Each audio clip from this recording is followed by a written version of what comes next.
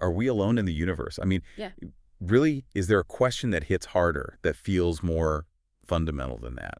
It's certainly one that humans have asked forever across cultures. Right. And finding out, yes or no, well, that changes absolutely everything about how we see ourselves, our whole place in the cosmos. It forces a huge shift in perspective, doesn't it? It's not really just about, little green men. It's about the scale of everything and maybe how fragile intelligent life is. And you, our listener, you've given us this amazing set of sources to really dig into this. We've got stuff here on SETI, the search, but also cosmic mysteries, how civilizations evolve or maybe don't. Yeah, it's a real mix. Astronomy, cosmology, sociology, even thinking about future risks. It really shows how these big ideas are all tangled together. Exactly. And that's what we want to do in this deep dive. We're going to unpack these sources with you, pull out the key bits, the surprising stuff, and hopefully help connect those dots. Sounds good. Let's jump in. Okay, so the classic starting point. It has to be the Fermi Paradox. Yeah. Enrico Fermi, back in the 50s. The simple question that sums it all up: where is everybody? Right. Because, look, the universe is just ridiculously huge and old. Billions of stars. Trillions of planets, probably. Many maybe Earth-like. Statistically, you'd think. You'd think life, even intelligent life, would have popped up all over the place. Loads of times. The probability seems so high based on the numbers. But then, the paradox. Decades of searching. Radio telescopes, probes looking for signals, structures, anything. And we found nothing. Absolute silence, zero confirmed contact. And that's what makes it so powerful, right? It's not just like an astronomy puzzle. No, it's deep. It's philosophical. Silence makes us question everything. What is intelligence? How does technology evolve? What's the likely future for any species like us? It really forces you to rethink what advanced even means, and if our own path is actually sustainable long-term. Exactly. So the sources lay out some of the main ideas, the hypotheses, trying to explain this silence. Okay, like what? Well, one is the zoo hypothesis.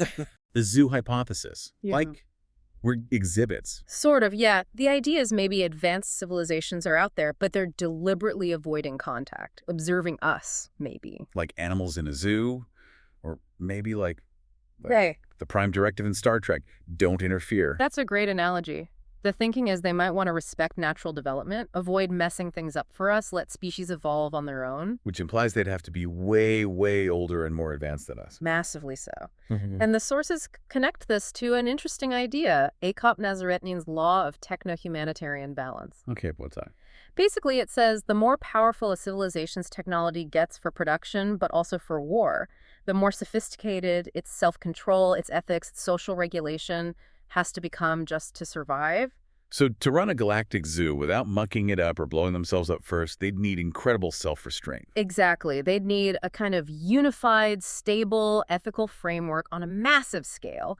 They would have had to overcome their own self-destructive tendencies. It embodies that balance Nazaretnyan talks about. That shifts the focus.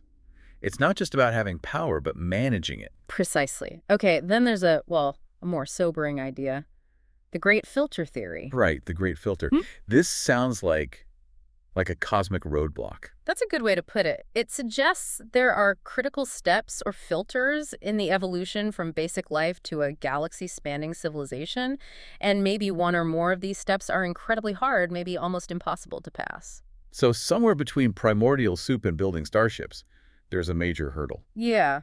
And there are two ways to think about it. Maybe the filter is in our past, something we already overcame, luckily. Like the origin of life itself. Or maybe getting complex cells. Could be. That biogenesis, multicellularity, those were huge leaps. If they're super rare, that could explain the silence. But the other option, The other option is the filter is still ahead of us. which is chilling. That's a warning for humanity, isn't it? A huge one. If the filter's in the future, it suggests that getting really advanced technologically might, for most species, lead inevitably to self-destruction. So technology itself could be the trap. It connects directly to things like the technological singularity, the risks from AI, Nazaretnyan's law again. The sources really emphasize this, our ability to manage this incredibly fast technological change, this potential crisis of singularity, and navigate our own knowledge-induced destruction. That might be the filter for us. Wow. Okay, so technology isn't a guaranteed ticket to the stars. It might be the thing that stops us. It could be. Another possibility the sources raise is Well, maybe advanced life looks nothing like us. Think artificial intelligence supremacy. Or just communication barriers. Both, really. Maybe advanced civilizations transition beyond biology. They become pure AI, maybe living in vast networks. And they wouldn't talk like us. Probably not. Their communication might be totally alien, undetectable to us. Maybe quantum communication, something we can't even imagine yet. So, SETI, listening for radio waves is kind of limited. We're looking for ourselves. In a sense, yeah. Limited by our own biology and tech. One source talks about post-singular civilizations, maybe not expanding physically, but focusing inwards, on pure information processing, discovering new laws of physics. So they become invisible to us, not building Dyson spheres, just thinking. Potentially. Makes them very hard to spot if they're not radiating obvious energy signals. Okay, what else? Then there's the, maybe the simplest, bleakest answer. Short-lived civilizations. Where are they? They were here, but they didn't last. Exactly. Civilizations arise, they get smart, they develop tech, and then, poof, they self-destruct within a short period, cosmically speaking. Nuclear war, climate collapse, runaway AI. All the existential risks we worry about, it suggests maybe the lifespan of technological species is just inherently short. And then you have the more practical hurdles, right? Yeah. Just the sheer scale of things. The vastness of the universe and time constraints. Absolutely. Even if others are out there, space is incredibly big. The distances are mind-boggling. And civilizations might only exist for a limited time. So the chances of two species existing near enough in space and at the same time to actually make contact might just be incredibly low. Just bad timing or too far apart. Yeah. And briefly, the sources mentioned the planetarium hypothesis. Yeah, that's a more out there idea. Suggests maybe this seemingly empty universe is an illusion, like a simulation or a construct created by some super advanced entity. Okay, so quite a range of potential explanations for the silence. From being watched to hitting roadblocks to self-destructing to just being lost in the crowd. Right. It turns the silence from just an absence of evidence into a really deep question about life and intelligence itself. Okay, let's switch perspective a bit. If we did find advanced life, how do we even categorize it? That brings us to the Kardashev scale. Right, Nikolai Kardashev's idea. It's basically a way to measure how technologically advanced a civilization is based purely on how much energy it can harness and use. He came up with the Forseti, right, to estimate potential signal strength. Exactly. And the original scale, as your sources lay out, has three main types. Okay, what are they? Type I is a planetary civilization. It uses all the energy available on its home planet, primarily the energy hitting it from its star.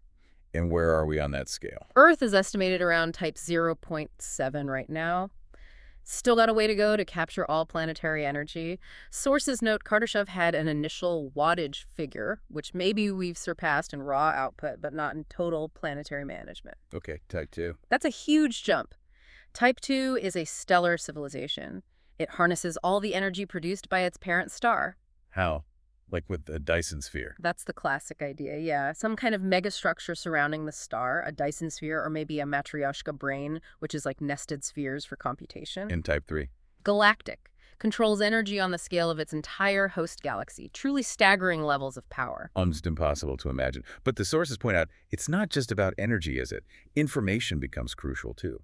Absolutely. Kardashev focused on energy, but others, like Carl Sagan, suggested expanding it to include information processing capacity, maybe as a measure of social development. And Kardashev himself broadened it later. He did. He talked about the integration of information from the environment. Science, tech, culture, art, all of it. The sources even give a functional definition. A civilization is a highly stable state of matter that can get, analyze, and use information. So power and knowledge go hand in hand. You can't manage type 2 energy without incredible information systems. Exactly. It's not brute force. It requires immense organizational complexity, sophisticated information processing. This information field isn't just an add-on. It's fundamental to achieving and managing that energy level. The sources even say increasing information volume is how humanity has tackled past crises. Makes sense. More knowledge, better solutions. But even for a type 2 or 3 civ, building and maintaining those megastructures, that sounds incredibly hard. Oh, yeah. The sources mention huge practical problems. Collisions with asteroids, managing gravity wells, radiation shielding, just the sheer scale of maintenance over potentially millions of years. Which sounds like another potential great filter, right there within the Kardashev scale. It absolutely could be. Maybe getting the energy is one thing, but sustaining that level of complexity without collapsing under its own weight or due to unforeseen problems, that might be the real filter. It ties back to Nazaritan's law again and the short-lived civilizations idea. Maybe they reach type 2, but just can't handle it. It's a very plausible failure mode. Managing that complexity becomes the bottleneck, not just acquiring the power.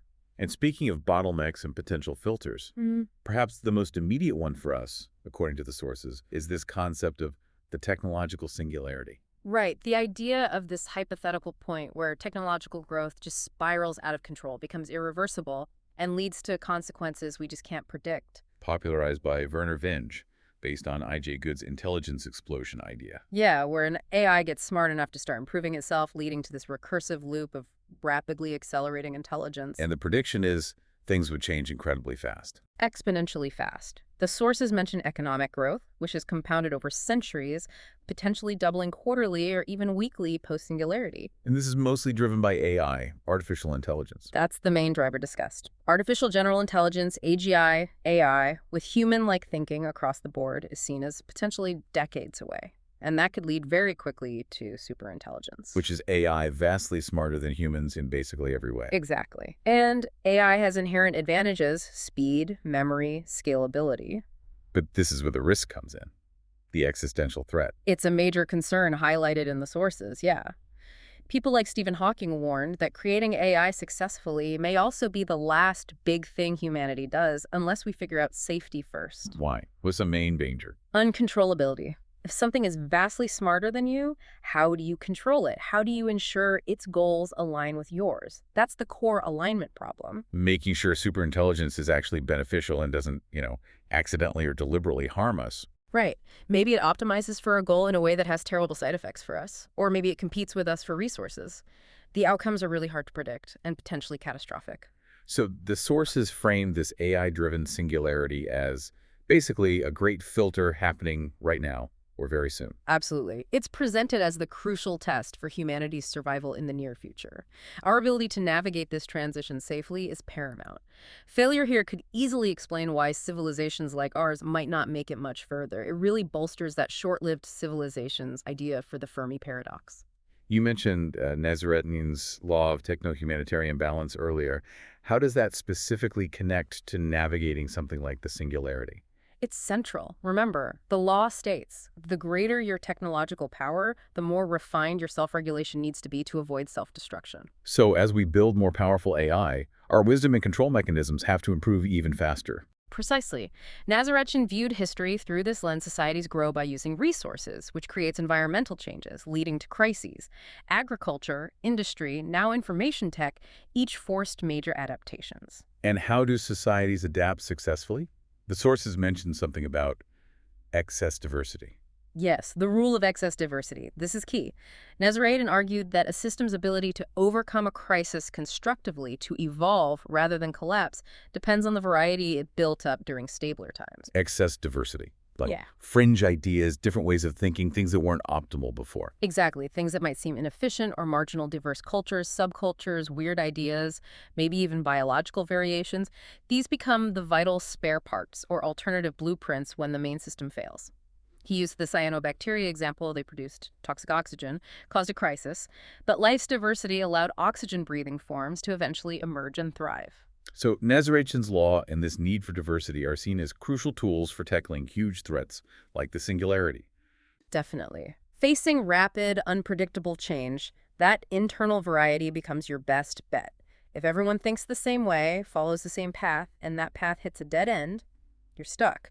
To survive the singularity the sources imply, we might need to actively cultivate diversity, cognitive, cultural, maybe more, not try to streamline everything, which is quite a contrast to a future potentially dominated by a single, super optimized AI. It also fits with another idea in the sources that social change isn't smooth, it happens in jumps.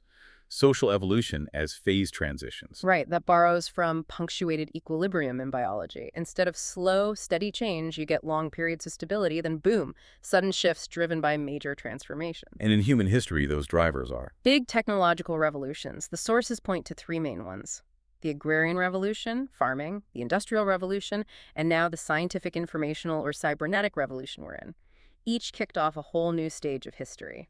And all this accelerating change leads back to hyperbolic growth and this idea of an evolutionary singularity. Yeah, drawing on work by people like Alexander Panoff. He mathematically modeled how complexity, including social complexity, seems to have grown hyperbolically, meaning the rate of change itself speeds up over time. And that curve points towards a singularity sometime in the 21st century. So the model suggests the speed of evolution itself is heading towards infinity. Formally, in the model, yes. That singular point isn't necessarily an endpoint, but it implies a fundamental change in the nature of change itself. The speed becomes so fast that the old rules of historical process might break down. And this super fast change, this intensification mode, makes crises more likely because we just can't keep up. That's the idea. Our individual minds, our social structures, they struggle to adapt that quickly. So the clustering of complex crises we feel now isn't random. It's seen as a predictable feature of approaching the singularity.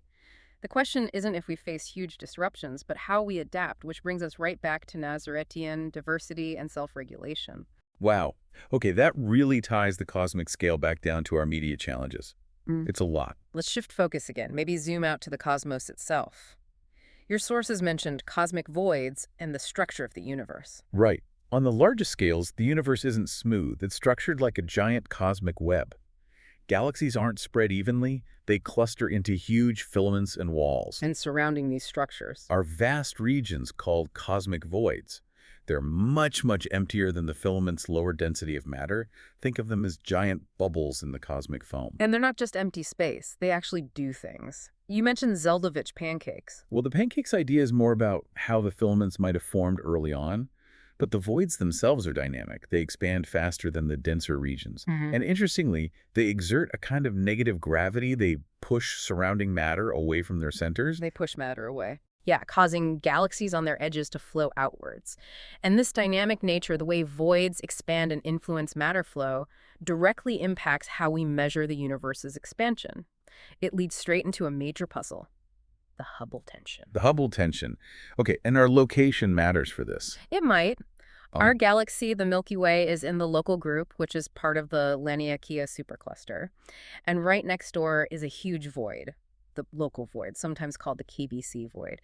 We're hundreds of millions of light years from its center. And it's growing, pushing us away. Yes, the void is expanding, and our local sheet of galaxies is moving away from its center at about 260 kilometers per second. So how does being near this void cause tension, the Hubble tension? Well, the idea is if we live in a relatively underdense region like this, the gravitational pull from the denser structures outside the void is stronger compared to the pull from inside. This stronger outward tug could make the local expansion rate appear faster from our vantage point than the true global average expansion rate of the universe. So our neighborhood might be giving us a slightly skewed measurement. It's a potential physical explanation for at least part of the discrepancy we see in the Hubble constant measurements. Okay, so remind us what the Hubble tension is exactly. It's basically a disagreement. We measure how fast the universe is expanding right now using nearby objects, things like Cepheus stars and Type Ia supernovae. The cosmic distance ladder. Exactly. And those measurements consistently give a higher value for the expansion rate, the Hubble constant, than the value we predict based on observations of the very early universe, like the cosmic microwave background radiation mapped by the Planck satellite, combined with our standard model of cosmology. So the universe now seems to be expanding faster than our best model says it should be, based on its early history. That's the tension, yes. And we're sure it's not just bad measurements. That's the crucial part. The Hubble Space Telescope worked on this for 30 years. And recently, the James Webb Space Telescope, JWST, confirmed Hubble's measurements with even higher precision. So two incredibly powerful independent telescopes agree on the local measurement. Yes. Which rules out simple measurement error with very high confidence, according to the sources. The discrepancy is real. It's something else. And something else points towards new physics. It strongly suggests our standard model is incomplete, or maybe even wrong in some fundamental way. We know about dark energy accelerating the expansion, but the tension might need more radical ideas. Like what? The sources mention possibilities like dark energy itself changing over time, maybe undergoing phase transitions, Or alternative models like the timescape model that suggest maybe voids in cosmic structure could explain acceleration without dark energy, challenging the basic assumption that the universe is perfectly smooth on large scales. So Hubble tension isn't just a number mismatch. It could be cracking open our whole understanding of cosmology. It really could be. It signals that our understanding of the universe's basic ingredients and rules might need a major revision. It's like cosmology is hitting its own kind of anomaly-driven phase transition. Wow. Even our empty neighborhood has big implications. Okay, let's shift to a couple of specific, maybe controversial mysteries mentioned in the sources. First, Oumuamua. Oumuamua. The first interstellar object we ever spotted passing through, back in 2017.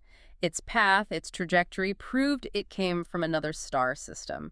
That alone was huge. But it was weird, right? Not just interstellar. It had odd characteristics, yeah. Its size, maybe a few hundred meters long, reddish color, strange shape, maybe like a cigar, or maybe flatter, like a pancake, based on how its brightness varied. But the weirdest thing was its movement. The non-gravitational acceleration. Exactly. It sped up slightly as it moved away from the sun, more than just gravity would account for. Like something was pushing it. Right. Now, comets do this. Ice vaporizes, vents gas, acts like a tiny rocket engine, creates a coma, a fuzzy halo, and often a tail. But Oumuamua didn't have a visible coma or tail. Correct. No dust, no gas detected. So how was it accelerating? That was the big puzzle. Okay, so what do most scientists think now? What are the natural explanations? The sources are clear. The consensus is it was a natural object. Several plausible ideas exist. Maybe it was a chunk of nitrogen ice knocked off a Pluto-like planet in another system. Nitrogen ice could vaporize subtly, providing thrust without a visible tail. Or maybe it was made of hydrogen ice, or a weird kind of water ice that released trapped hydrogen gas when warmed by the sun. Again, thrust without a typical comet look. Other ideas involve it being a fragment from a star tearing something apart, or even a super fluffy dust bunny pushed by sunlight. But what about the alien probe idea, the solar sail? That got a lot of press. It did, proposed by Avi Loeb and Shmuel Beely. But the sources emphasize, and this is key, most astronomers concluded that it was a natural object. There's no evidence that Oumuamua was a spaceship. Radio searches found no signals. So Oumuamua is really a case study in science then. An anomaly pops up. And scientists work hard to find natural explanations that fit all the data, even the weird bits. The alien idea was exciting, but it lacked evidence and was less simple, less parsimonious than the natural explanations. It shows how science relies on evidence and prefers natural causes unless there's compelling reason otherwise. Especially important when talking about ET. Okay, let's look closer to home. Out-of-place artifacts, OPARTs. Things found where they shouldn't be. Often used to argue for ancient aliens or lost high-tech civilizations. Right, and the sources show that science usually has pretty straightforward, natural explanations for these. Like the Klerksdorp spheres from South Africa. These little balls found in rock billions of years old. Yeah, people claim they're too perfect, must be manufactured, but geologists identify them as concretions, natural processes where minerals slowly build up around a core inside sedimentary rock. Their shape, any grooves, all explainable by geology over vast timescales. Not alien ball bearings, then. What about the London hammer, found inside rock in Texas? Looks dramatic, right? A hammer seemingly embedded in ancient rock. But the hammer itself is clearly 19th century design, and the rock is likely travertine, which can form relatively quickly around objects, hardening over decades or centuries, not millions of years. So basically someone dropped their hammer near a mineral spring 100 years ago or so. Most likely, yeah. And the Meister print, the supposed human shoe print with trilobites in really old rock, a classic example of pareidolia seeing patterns that aren't there. Paleontologists identify it as a natural rock fracture pattern, a type of exfoliation where a piece spalled off, leaving a shape that vaguely resembles a print to the imaginative eye. No actual impression. So again, careful science debunks this sensational claim. It highlights the need for actual evidence. Absolutely. Extraordinary claims require extraordinary evidence, and these OPARTs don't provide it. Occam's razor usually applies the simplest natural explanation is preferred. Lastly, the sources mentioned moon mysteries. Was there any specific scientific info in there about, say, alien bases or weird structures? No, the scientific data provided in the sources we reviewed didn't contain anything about specific lunar anomalies. It's important to state clearly. Despite enduring myths and conspiracy theories, decades of lunar exploration landings, orbiters, analysis have found zero credible evidence for anything artificial or non-natural. All known moon features have geological or impact-related explanations. Good to clarify. Okay, so wrapping this deep dive up, we've journeyed from the huge puzzle of the Fermi Paradox. That tension between probability and silence. Through all the potential explanations, the zoo, the filter, self-destruction, distance. Which really make you think about the trajectory of any intelligent species, including us. We looked at the Kardashev scale, how it tries to rank civilizations by energy, but how information and complexity are just as crucial. And how managing that complexity itself might be a major filter, tying back to Nazaretian's law and the need for techno-humanitarian balance. And that concept of excess diversity, how variety might be essential for navigating the crises that come with progress, especially as we approach a potential technological singularity driven by AI. Yeah, the singularity stands out as this incredibly compressed, near-term potential filter for humanity specifically. How we handle AI alignment seems pivotal. We even saw how the universe's large-scale structure, like cosmic voids, connects to fundamental puzzles like the Hubble tension, hinting that our whole cosmological model might need updating. Confirmed by both Hubble and Webb, suggesting it's not just measurement quirks, but potentially new physics waiting to be discovered. And looking at specific mysteries like Oumuamua or O-parts just reinforces how vital the scientific method is demanding evidence, testing natural explanations first. Absolutely. Critical thinking, sticking to the evidence, those are our best tools for sorting fact from fiction, whether looking at distant stars or strange rocks. It really feels like our place in this whole cosmic story is still very much being written or discovered.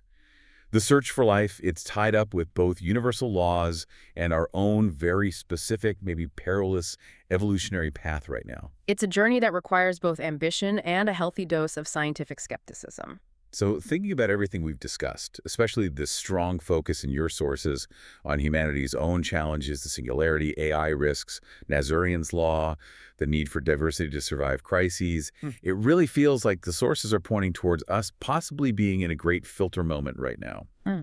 Which leaves me with this final thought for you, the listener. Okay. Consider this. If our success or failure in navigating these next few decades managing AI, achieving some kind of sustainable balance, determines whether humanity makes it to become a stable, maybe even type I civilization.